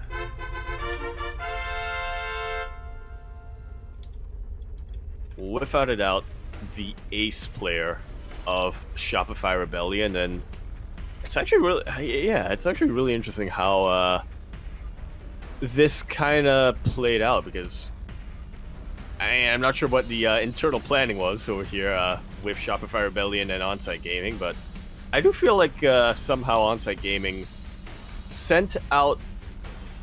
arranged their players in such a way that they had the best chances of winning. Without a doubt. Like, ByuN could definitely have beaten Maru. I think Lambo would be able to beat Ryung as well. Yeah. And Scarlett versus Solar, but I mean, it will still be a tough ask here, but yeah, I think the best case scenario for Shopify Rebellion when it came to the lineup was unfortunately not on their side. Definitely a lot more favor to Onsyde Gaming here. Yeah, and I think that just goes to show like how powerful Onsyde Gaming are, right? I feel like Shopify, you need like the ideal lineup for them. When it comes to Onsyde, though, they can be a little bit more carefree with it at times, just because of how insane some of their players are. So yeah, alas, this time didn't quite work out for Shopify Rebellion, but we could even see a rematch later on in the year, because this is merely the round robin stage, and if they both make it into the playoffs, which they should, they could face off again. Yeah, I wanted them to be in the finals. Ooh, that's... You really don't like DKZ, do you? Hi. I'm shaking my head, yeah. I'm shaking my head. I'm manifesting the Shopify Rebellion Onsyde Gaming finals right here, right now. What about Team Basilisk? What about them? You know what? I wouldn't mind if they made it to the finals. What about Abydos? As long as I would actually love if Abydos made it to the finals. They're actually the team that I'm cheering for the most, next to Platinum Heroes. I was about to say that I think they're now your new favorite team. Are like, I really like Abydos. I really like the players on Abydos as well. They are Abydos and Platinum Heroes, two teams that I'm rooting for the most here. But as long as DKZ doesn't make it to the finals, and they might not even make it to the playoffs if my voodoo manifesting works out. As we have a little bit of a Reaper skirmish here, and ByuN will make it out very much ahead. He doesn't lose a single unit here. He lost one Reaper here, but it's not the biggest of deals. He's going across the map for a counter harass right now. Yeah, There's nothing Ryung has to stop this. Ryung was gambling. He moved out with 2 Reapers and 1 Hellion. He was hoping that his opponent had something similar or even less. But no, ByuN had continued to pump out more Hellions and more Reapers. And now he can go for a massive counterattack. He's going to be able to force a delay on the CC. This Cyclone should be enough to force ByuN back. But again, so far, just a better start here for ByuN. Yeah, and sometimes the slight advantages is all you need in a mirror matchup like TVT. Ryung will complete his natural CC right now, but ByuN just finishes up the orbital command in his natural base. Yeah, that just goes to show how delayed Ryung's CC is. And behind this, we're getting into a more standard opener. We have tanks on the way for ByuN alongside those Ravens, and he's still being quite active with his army as well. Because of this Cyclone, he could even try and catch out this drop. Oh. And he will immediately target it down with his Cyclones. Ryung will be forced to drop the payload and lose the payload as well. One Cyclone makes it out of there, and things are really starting to snowball from here. They really are. I mean, ByuN is going to be losing his Cyclone here, but does it really matter? He got the medevac of all things alongside all of those Marines. Any kind of aggression that Ryung wanted to go for is now off the table. And what does he do from here? He throws down a 3rd CC. Yeah, he kind of has to. I mean, surprisingly, he does throw it down quicker than ByuN does. Ryung isn't too far behind when it comes to the economy nor the tech, actually. I'm, really impressed that... I would say I'm really impressed that Ryung isn't too far behind, but at the same time, I feel like that is also more on ByuN, playing things out a little bit more cautiously, not diving in and taking advantage of... not diving into mineral lines and taking advantage of his army leads. Yeah. I mean, we had to kind of cut some corners, and we have a really interesting setup here. So Ryung is going for a 2-1-1 setup in his main base. He is rushing into stim faster than we typically do see, and this is something that Ryung and Kira have been doing, where 2-1-1 in TVT has kind of had a little bit of a resurgence, and it's really risky, but it can sometimes work out here. There's pros and cons to it. Obviously, we're going to have a lot of Marines, we're going to have a lot of DPS available as well, but we're going to have less tanks, and we're not going to have anywhere near as many Ravens available for those spells, for the support that they can have. Oh my god. Which is why it's pretty important for Ryung to be able to try to snipe those Ravens if he can. He does have 1 Raven, and that's going to be enough for 2 disables when it has full energy, and sometimes that is all you really need to turn an engagement around and maybe build some momentum from here, but it's like you said, like, everything that Ryung has, ByuN has more of. Yeah, exactly. The other added thing here is that ByuN also has the air superiority, as he has been going into Viking production. Because of the 2-1-1 opener, we have medevacs instead here for Ryung. That will slow down any kind of Viking control at all. We do have some lock-ins here with these Cyclones. Can he get the Raven? Oh, unfortunately, he doesn't quite have a scan. Lock-on is broken right at the end there, but the Ravens are pretty badly bruised. Really are. Meanwhile, the Marines are getting ready on the right-hand side. Stim is now done. He can dive on top of these tanks. They are unsieged. It's trying to set up a bit of a surround, and here it goes. The tech siege up just about now. 1 disable will be enough for Ryung to start getting a bit of momentum in this engagement. Almost every single SCV goes down, however. Ryung will chase his back, but it costs him a whole lot more than he bargained for. Oh, yeah, exactly. It was a costly trade. The tanks were reset. ByuN did lose all of his Vikings as well, but that was a mineral line. A mineral line gone here. Ryung, his economy is in the gutter. He has to make this counterattack work. And I want to believe, I mean, Ryung still has a higher army supply, but ByuN kept his Ravens alive. He didn't use up that much energy, actually. He still has enough for 1 disable and one auto turret, if my math is correct. Yeah, exactly. But Ryung is looking to find a way in here. He does have 4 even tanks. It's going to be laying siege 1 the 3rd. He will at least force it to be lifted. Yeah, you know what? 1 disable ain't going to cut it here. Ryung has to be so careful. Doesn't want to push into this tank, but he does force the lift, which is something. He's finishing up his own 3rd base back at home. Yeah, his third base is being landed here on location. Ryung still has a lot to catch up on when it comes to the worker count, but this does help at least a little bit. Not enough though. Ryung, he does need to do a little bit more. He's going to be meeting up with the rest of his medevacs. He could try and go for a drop, but Vikings are getting ready, at least on the right-hand side. We even have a ring of turrets set up in the main. Yeah, once again, I'm really digging Ryung's army supply lead. But it's not the supply that matters in TVT, it's the positioning. You can get away with being down 20 army supply if you have enough tanks and if you have them in good enough positions. Oh, and here we go. The tanks are getting in position. They're wedging themselves in between the main base, sorry, the natural base, and the third. We do have quite a lot of energy on these Ravens, though. Again, those disables are going to be coming into play. Yeah, one disable for now. ByuN being a bit conservative with his Ravens, which I definitely appreciate. That was an unfortunate move there from Ryung. He interference matrix the tank just before it died. God, exactly. Or just after it died. Yeah, it did at least kill the tank, but that was not the best use of that energy. Meanwhile, we do see one of those bays going to be going down, and we could even try and get the second as well. Yeah, ByuN did finish up 1-1, but this is going to delay his ability to get 2-2 by so long. Ryung already has that in production, and he's caught back up in the worker count. I looked away for a second, and then I looked at the worker supplies again, and Ryung has been making SCVs, which ByuN hasn't, surprisingly. Yeah, exactly. So he's not in a bad position. The worrisome thing, though, is that if Ryung ever on sieges, then ByuN is going to just jump on him, so he's kind of stuck here in a way. And oh, there we go. One of his tanks is going to be going down. There are disables as well, and Ryung's army is getting picked apart. Well, kind of. He loses a couple of tanks here, but because of how well he spread his tanks out, ByuN can't really pounce on top of this tank force.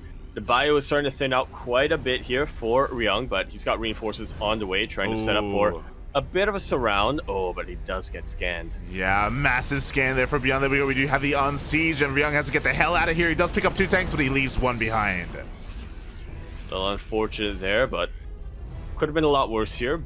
Ryung has held. He's held and he's dealt enough damage. He's actually getting a 4th base at the moment. Ryung is not in a bad position anymore. Yeah, looking at the units tab here, Ryung has an even amount of tanks, has an even amount of Marines as well, has less Ravens, and doesn't have any Vikings, of course, but when it comes to the overall tank count and the overall army, he is quite comparable to that of ByuN. So Ryung has found himself back into this, and he is going to have a very strong 2-2 timing. I'm in shock, right? I really thought Ryung's chance to turn this game around was to go for one big push earlier on, but no, he's playing so patient. He knows that if he can just he knew that if he could just contain ByuN a little bit, he could start to turn things around. Great disable on one of those tanks and great hot pickup to save all those Marines. That is the positional play we were talking about that Ryung really excels in. Yeah, Ryung taking the better fight overall, did take a massive chunk out of those Marines of ByuN. But this defensive position is still just a little bit too good. Ryung cannot bust in, he cannot break through. And ByuN has just been doing such a great job at keeping these Ravens alive the entire game. Yeah. Now one of them, okay, won't actually go down just yet. Throws out an anti-armor missile on these Marines, which is absolutely huge. Ryung knows that the army is being distracted, so he's setting up a little bit of a Marine run-by here to outside of 3rd base. ByuN trying to go for a big counterattack, and that's exactly what Ryung wants. Yeah, here we go. He does stim on 4. Does only take down a handful of these SCVs, but free damage nonetheless. We do see ByuN forced to react here, forced to pull back home as ByuN was in the middle of trying to push out across the map. Just like that, Ryung takes a worker lead. Yeah, does take a worker lead here. 3-3 now on the way again. A bit of a stronger timing from Ryung will be upon us with that upgrade. We do see our vehicle upgrades evening up as well between our players, and ByuN is going to try and go for a counterattack. Oh. We'll see if that works out. One medevac does get sniped, which is huge, but this planetary fortress is not going to fall purely to Marines. Boy, exactly. Does hold on for the time being, though. Ryung going to be rotating over towards or through the center of the map instead. I love this by ByuN. He does send up a small force here of Marines to scout and confirm. Yeah, not the worst idea if you don't have Xel'Naga towers. Exactly, but you know what? ByuN is heavily overstimmed. He races back home. The tanks were not in position, and Ryung is going to be able to lay siege on this third base once again. Wow. And he's going to be able to take that out. Ravens are in a lot of trouble once again, but somehow still survive. Yeah, I always thought ByuN's main unit was a Reaper, or iconic unit was a Reaper, but maybe it's a Raven instead. Maybe it is the Raven. 13 SCVs have gone down as well. Ryung has maxed out, and with this maxed out army, he has a little bit of spare supply. He tries to go for a bit of counterattack harassment, but we have a planetary. These Marines, they can't really do too much, but they force a reaction out of ByuN. Huge reaction. It's a massive chunk of ByuN's Marines being pulled forward, and Ryung is just about to max out. Yeah, they both are, but Ryung was just a little bit slow to siege. He's losing one of his tanks. At the same time, he goes for a massive doom drop, but no, there are turrets in position.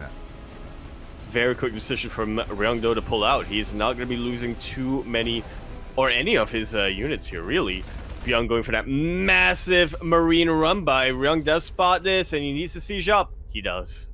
Yeah, he is a siege. Ryung is back at home. He is in position. He's even looking to maybe even swallow up this army.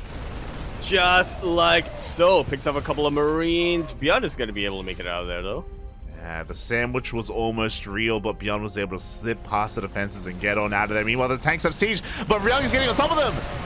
There is no buffer. There is no buffer. Ryung deletes Wow. the tank count, and he loses a lot of Marines, but that doesn't matter in the end. He took out 5 tanks and still has reinforcements back home. ByuN can't jump on top of those tanks.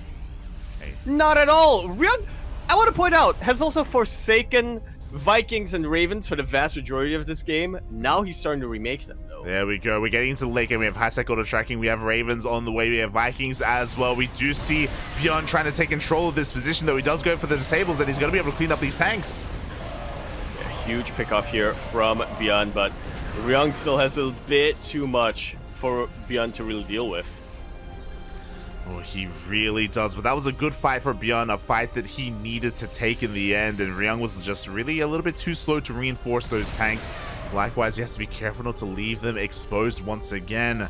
Those Ravens, I just can't believe they're still alive. ByuN now only down to 1 Raven, though. Yeah, one of them is still alive. The other one has a little bit of energy on it, but I don't think it's going to be enough here. Oh. ByuN trying to move on forward. Great tank positioning from Ryung. Will cause him to get a couple of free Marine shots, and great disables on those tanks as well will allow Ryung to just bust on forward. Yeah, exactly. He lost a couple of those Ravens, but it doesn't even matter. He has broken the third base for a second or even third time at this point in the game. Has to be careful not to overextend. It does a pick up. Has to be careful not to leave these tanks too isolated and too exposed, because ByuN is looking for a way in. Looking, but not finding it. ByuN is now going across the entire map. I'll see if this is going to be enough for him to force a reaction out from Ryung. Ryung doesn't scout this at all. Oh, he doesn't scout it at all. We have a massive counterattack. We do have reinforcements back at home, though. We do have a Marine army, but not large enough. Up. But maybe the anti-armor missile could slip right in there from ByuN. Will only be getting half of his army covered in Dorito dust, anti-armor missile. And that's enough. That's enough to force ByuN the hell out of there. What did he kill? He killed 1 depot, and that is it. Meanwhile, Ryung is taking control of the third base, and now he's laying siege upon the production. He's in range. Just like so, if the Ravens provide a little bit of energy. It's going to be tough for ByuN to try to push into this.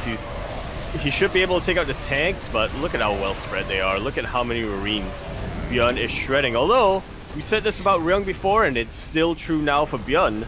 These Marines are still fairly expendable.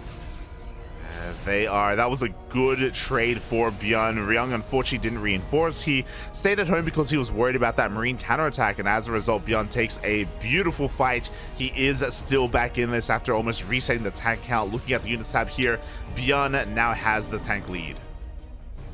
Oh. Well, we'll see if he can use it, though. Yeah, exactly. As he takes down the goal base as well. Ryung is kind of falling apart at the seams here. He is going to try and catch these tanks unsieged. Oof. And we'll be able to get just about every one of them. Interference matrices, a couple of others as well. Liberator surprisingly lives, and that's going to give a lot of zoning potential here for these tanks, but Ryung wants to bust on through. ByuN, meanwhile, will be able to take out his planetary fortress towards the south. Huge victory coming out from him as we load into a bit of a base trade.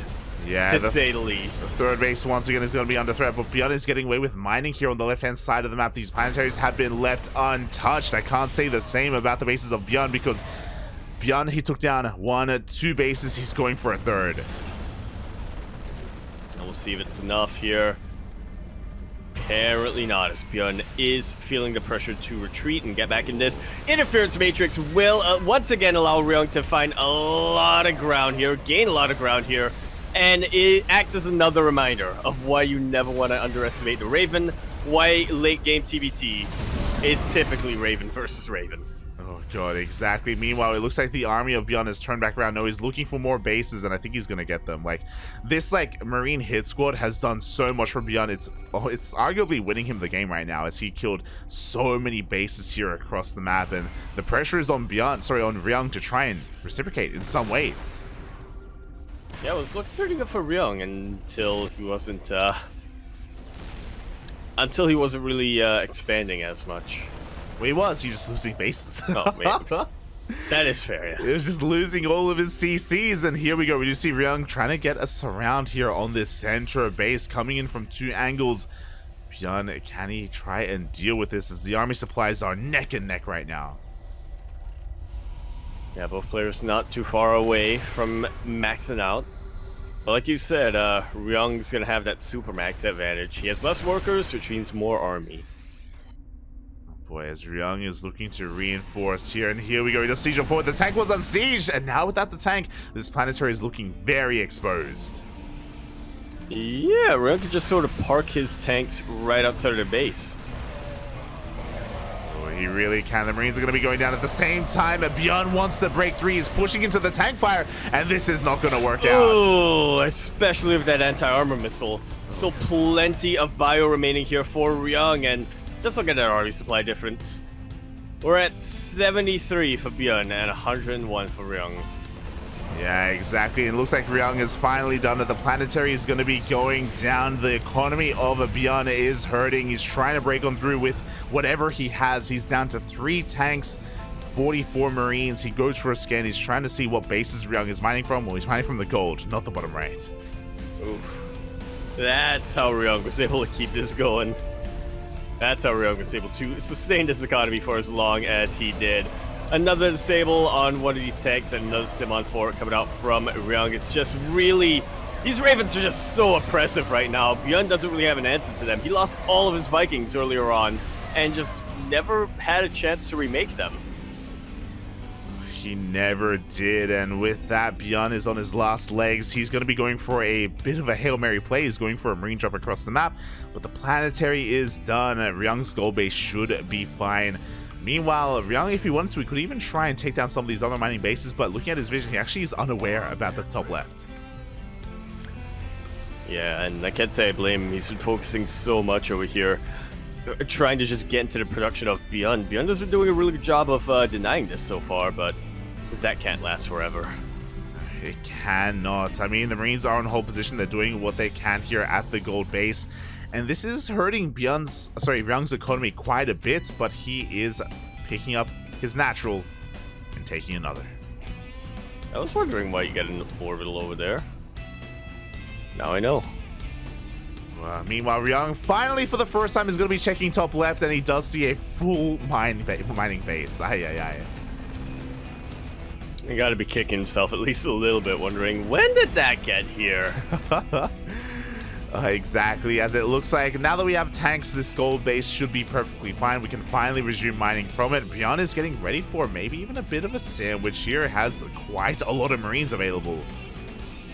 Yeah, we'll see how thick his bread is. Yeah, I mean, he's got a lot of Marines. He has 69 Marines right now. Oh, the Ravens! Which is pretty nice if you ask me. Ravens do almost get caught out, but they don't in the end. They're not here to defend, however. Ryung, move commanding a little bit too much here, in my opinion.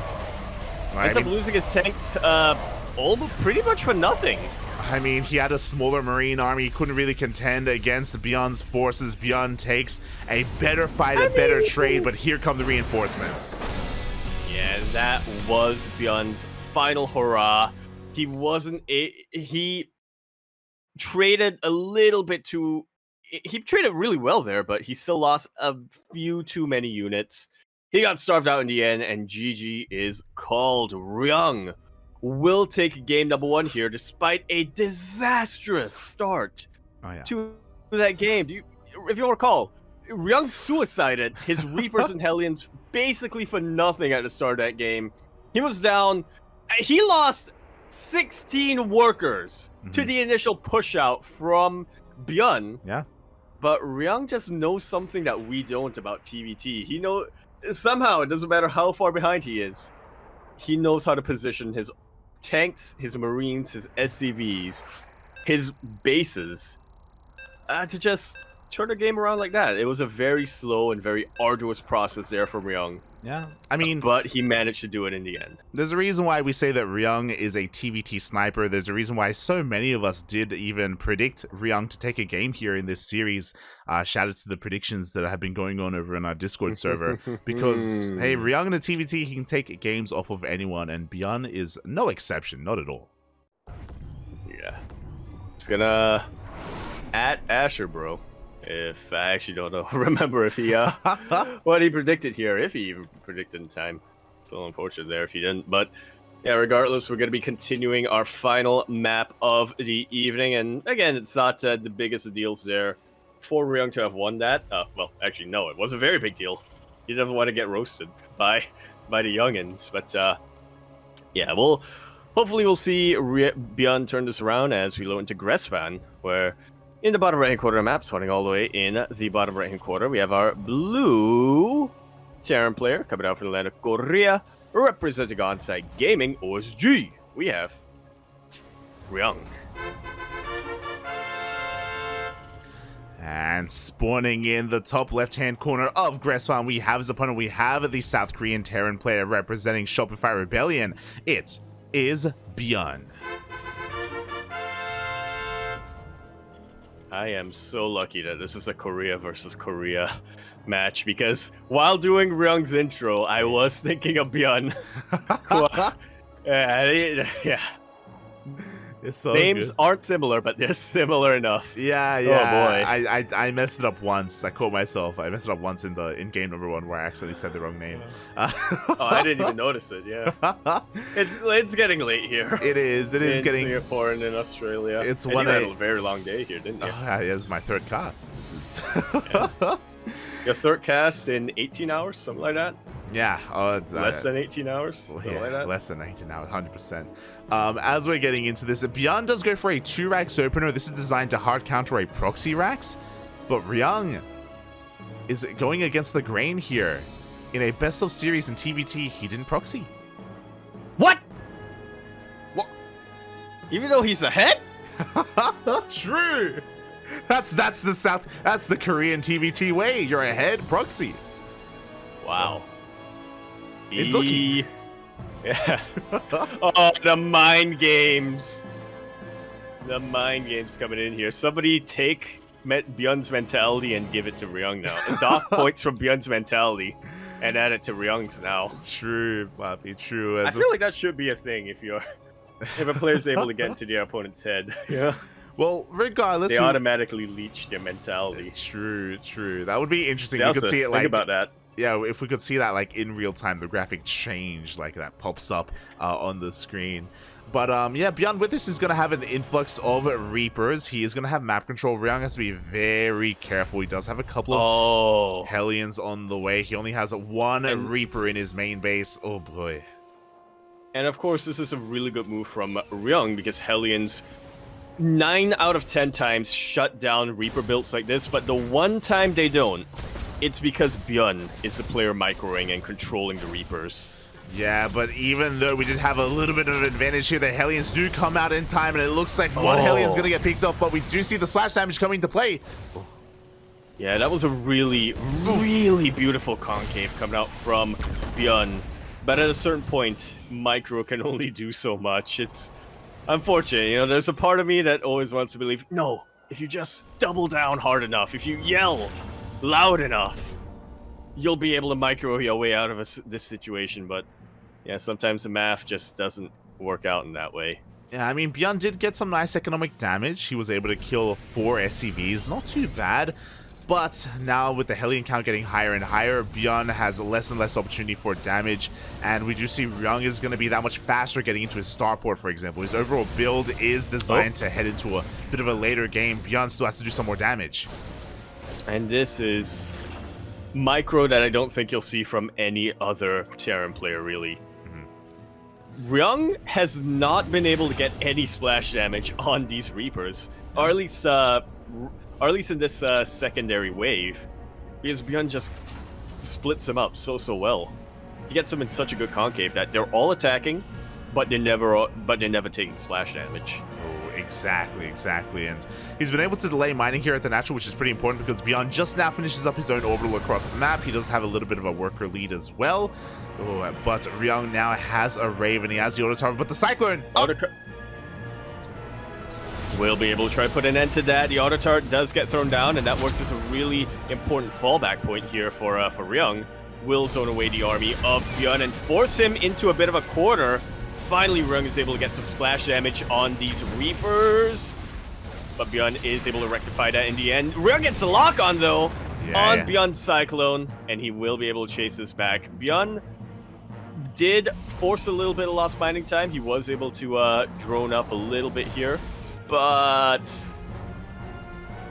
the worst of it is over. Yes, exactly. Ryung has survived the early game. He did sustain a couple of SCV losses, but not the biggest losses, to be fair. He's got a 3rd CC on the way behind this. Meanwhile, ByuN is keeping the pressure up. He's rallying everything he has across the map. He's got a Liberator looking to slip into the main base, but the Cyclone is waiting for the Lib! Ryung has thought of every single possibility that ByuN could do to turn this game around. I don't think he scouted across the map.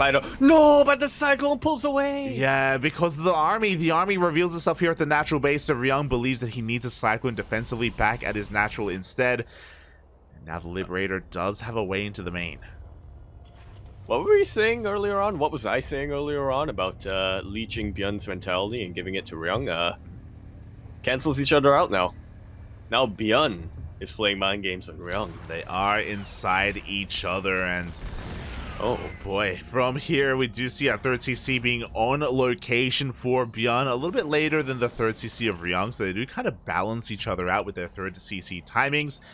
Oh boy, and things are going to be settling down from here. Taking stock, we do see Ryung with a massive Raven advantage. We've got equal tanks. ByuN, though, with the additional Raxes, has been able to get an influx of Marines. Yeah, so Ryung has the more sophisticated army. He has the higher tech and higher quality tech army, but ByuN has a much larger army, which doesn't seem like much, but considering it is Marines and we are talking about a player who can micro as well as ByuN, it can turn things around a whole lot. Liberator gets in, does go down in the end, but even these 4 workers going down is pretty dang advantageous for ByuN. Yeah, it really is. I mean, now he takes a bit of a worker lead. He has a better economy. He's got the double drop play out as well. And as you were saying, in the hands of ByuN, this is deadly. Oh my god. It's terrifying. It's dangerous. It's deadly. It's fatal. It's mortal. It's Mortal? Yeah, mortal. You know, and you take a mortal damage. Oh wait. All right, that's not what it means. I understand you're saying like mortality is each. Yeah. I was thinking mortality. Yeah, like vulnerable sort of thing. Yeah, I understand the logic. Fatality. He is Wukong. As we do see Sub-Zero. There you go. As he does back off in the end, going to be just taking his 3rd base. Both players are. Yeah, that's it. That's what I was thinking of. Wukong is the Monkey King. I mean, he can also be the Monkey King. Yeah, he is. He does ape quite a bit, doesn't he? He does. That's what he was doing last game with his mass marine counterattack. He was just aping across the map and killing bases. It's crazy. Bananas. Oh. As opposed to the previous game, Ryung hasn't really been making too many medevacs. He has a couple on the way now, but he did prioritize the Vikings instead, and there is no way into the main base. ByuN has to be very careful when he does head in this direction. Wise to scan ahead of time, otherwise he may lose a little bit too much here as ByuN is attempting to be active on the map. Yeah, we'll see how quickly ByuN is able to get eyes on the defenses of Ryung and how quickly he'll be able to react. He is a very fast player, one of the fastest Terran players in the world. But can he process this information in time? Yeah. Is this multitasking a bit too much? Oh, apparently not. As soon as the Viking is revealed, he does pull back. At the same time, we have a Cyclone looking for that drop. But it looks like the Cyclone will get a lock on, but we have plenty of Marines here to react, and the Cyclone will not get a kill. Yeah, and Revek gets into dead air, and will be able to break that lock on. ByuN has a massive income and supply advantage right now. And he doesn't want to give it up unnecessarily. He wants to try to max out and try to win a really good engagement against Ryung. Oh, exactly. And Ryung is bleeding out a little bit too much here. He loses a couple of Marines towards the south, a couple of Marines towards the north as well. And ByuN, I just love how slow and steady he's taking this after the initial chaotic early game. And he's just looking to flex on his macro, flex on his skill, maybe calming down after game number 1 and going for a more secure victory instead. Yeah, not something I at least normally expect from ByuN, to sort of slow things down, but I like it a lot. Like you said, it makes up a lot for it. It's a way of rectifying a lot of the mistakes in game number 1, but also it allows him not to break his wrist. Oh, feels good, man. And we're all about that here, as we do see ByuN rotating around through the center of the map. He goes for the scan. There are 3 tanks in position, but the rest of the army isn't quite here. Yeah, and ByuN is looking to get on top of things. Doesn't really spread the Marines well enough, though, and he does take a lot of tank shots to the face. Anti-armor missile will also force ByuN to completely unsiege and turn around. But he's got a double drop waiting outside the main base for Ryung. We do have that double drop again. We don't want to go into the main. There's even more than there was before. Now we have 4 Vikings, a bunch of Marines waiting in the main as well. But this could even go towards the 3rd base instead. We got options. Yeah, he could definitely try to go for this around and try to pick off the more isolated tanks here if he attacks at 2 angles at once. He does get scanned, so ByuN doesn't really want to really push into that position. But this middle base choke point isn't very doesn't seem very safe to push into either. ByuN, however, has found an opening, and he does dive in with his double drop. Was that an opening though? I'm not really too sure. He gets 1 tank, so not a bad trade here. At the same time, we do see the armies colliding with the massive amount of ravens that Ryung does have. He shuts this down. Yeah, I was gonna say it might not be a great opening there for ByuN, but he distracts the army. Wow. Ryung was actually fighting here with a much smaller supply, but because of those ravens, because of those disables, those auto turrets and anti-armor missile, he was more than able to make up for that, and now he's gunning for that massive counterattack. ByuN, his tank count got completely reset. I really don't think he has enough forces back at home, which is why he has to try to distract the army while it's on siege in the middle of the map for as long as possible. I mean, again, ByuN, he just lost 2 on 2 fronts. Exactly at the same time, his army does plummet in supply. He's going for a massive counterattack. He's looking to go for the ape once again, but there are reinforcements back at home. He's going for the ape, yep. That's how we're going to describe it. I mean, he can try to force a base trade, and he does take out that natural base, or that 3rd base, which is absolutely huge.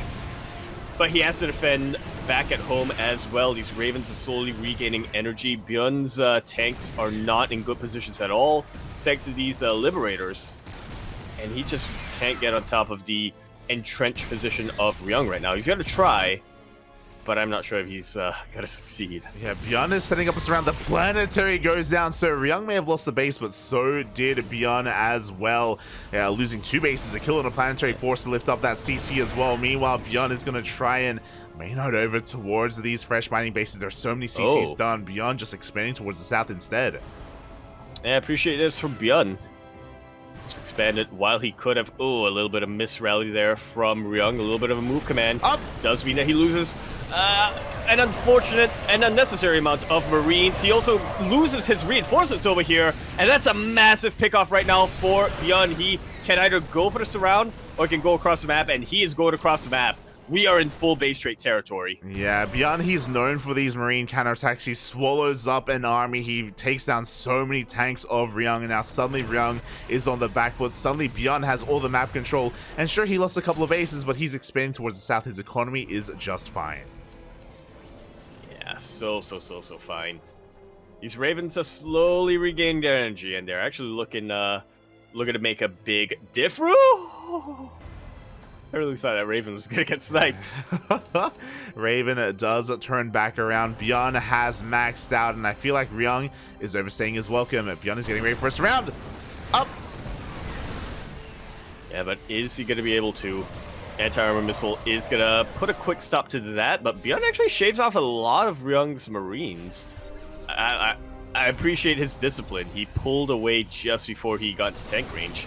But now the surrounder is getting surrounded. Oh, nice target firing as well. Raven does go down. ByuN is trading as efficiently as possible as he gets cleaned up, and one full medevac does escape in the end. Meanwhile, Ryung has been able to reinforce. He wants to keep on pushing that drop, by the way. Okay, it's not going for another counterattack, because we do see ByuN looking to try and break out. I mean, he just doesn't have the supply to really go for a counterattack like that. ByuN has been making a lot of really cool moves, going for those counterattacks and even setting up for the surround, but his main army right outside of his main still hasn't been dealt with. But here's the surround that we were talking about getting ready. I'm still not convinced it's going to be enough. ByuN is playing this out so patient. He's hoping that Ryung makes a mistake, because that's really his best chances right now to win the engagement, is for Ryung to make a mistake and get out of position. Yeah, and Ryung is losing too much across the map, but Mineral Line does go down. It looks like this third base as well. Ryung, he's wanted to fight for so damn long. He wants one big engagement, but he's not getting it. Instead, his reinforcements are just being cut off. His reinforcements got cut off. Half of his, practically half of his worker count got cut as well. Ryung finally scouts these bases of ByuN, and he will be able to get on top of those. So yeah, ByuN trading an eye for an eye here.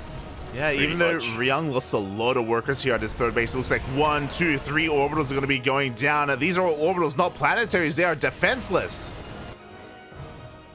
Very interesting. Coming out there from ByuN. Like, maybe he wanted to eventually... Yeah, ByuN maybe eventually wanted to get rid of his SCVs and just rely on mules, but... Yeah, I'm very surprised that those were orbital commands and not planetary fortresses. Greedy moves here from ByuN. Very greedy indeed, as Liberators are sieging upon this base. It looks like he has checked the southern base. Every CC here for ByuN is going down. His economy is in shambles, but ByuN still has a massive army. Yeah, it's not in position, though, which is terrifying. Now ByuN is pulling the trigger. However, he's coming in with his boys being pulled as well, but the boys are actually really far in the back. That was not a very good move there from ByuN, but GG. Ryung takes the series 2-0, and he takes the clean, he secures the clean sweep here for Onsyde Gaming. The only team that's been able to pull this off, wait, actually, I had to double check here with Basilisk, but yeah, my God, very nicely done here. Very patient play here from Ryung, and it's paying off massive dividends. Mate, you know what that deserves? That deserves the GG button. That is, I forgot about the GG button throughout this entire broadcast. I forgot about that. We don't do it for WTL, it's fine, but for this moment...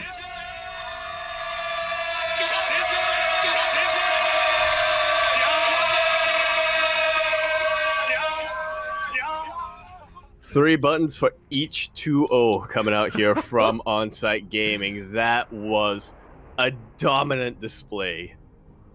That was a dominant display. I mean, even the fact that ByuN went out 0-2, a player who's looking to be a bit of a favorite in GSL, that was such... That was a statement here from Onsyde Gaming. Oh, yeah. Yeah, GG, very well played. Again, Ryung is known for his TVT. It is the best case scenario for him to have landed a Terran player as his opponent. I do think that he could even struggle a little bit more against Lambo or Scarlett, one of the Zerg players, but here Ryung looking so powerful in the TVT matchup. We saw ByuN flexing his micro and his multitasking, and I do think we saw that excel in both of these games. But the solid positional play from Ryung was just too damn good when it came to his tanks, when it came to his Raven control as well. That is what matters most here in TVT, not so much the Marine run-bys, which were doing a lot of damage, don't get me wrong. The job play was really good from ByuN, but not good enough. Yeah, what's the analogy here? Coming out here to describe what went on. It's almost like ByuN was I'm lagging a little bit in Discord. Hold on. Oh, I'm back. Now let's see. Now, as I was saying, the analogy is almost like ByuN trying to get into shape, right? He was running 2 kilometers a day, doing all sorts of push-ups and sit-ups and whatnot, but also just eating a lot of junk food and whatnot. So not really getting that foundation in. And that's really what matters in TVT. That positioning you were talking about, that is the backbone of TVT. It doesn't matter how much damage you do across the map with your run-bys if you're not able to win the tank battles.